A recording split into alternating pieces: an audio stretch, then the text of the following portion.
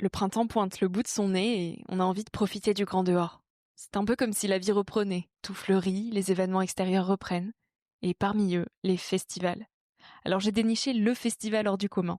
Un événement sans alcool ni drogue qui allie musique électronique et méditation, connaissance de soi et liberté intérieure.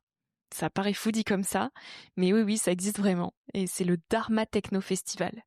Bon, il faudra encore patienter un peu, mais tu peux déjà prendre tes billets. C'est du mercredi 20 au dimanche 24 août, en pleine campagne bourguignonne, près de Louhans.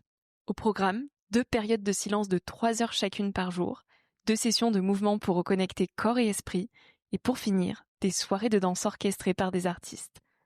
Pour toutes les informations pratiques, rendez-vous sur le site en description. Ce festival est organisé par l'association Equanimity, avec le soutien du fonds de dotation Nouveau Monde, sponsor de la 5e saison de Nouvel Œil. Merci à eux. Tout de suite, place à un nouvel épisode. C'est pas de l'entrepreneuriat, hein, c'est vraiment c'est passionnel. Donc voilà, moi je vis cette vie de curiosité passionnelle.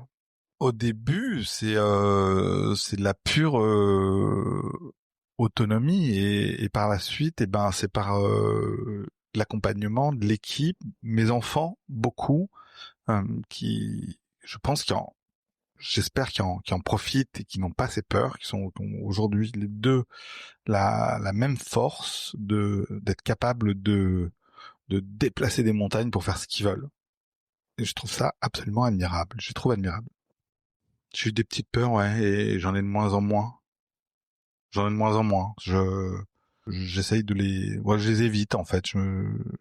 Parce qu'en fait, j'ai quasiment rien à perdre. En fait, et cette peur, elle va me freiner, elle va me ralentir, elle va m'empêcher d'accéder à certaines choses. Alors je souhaite pas lui donner plus d'importance que ça.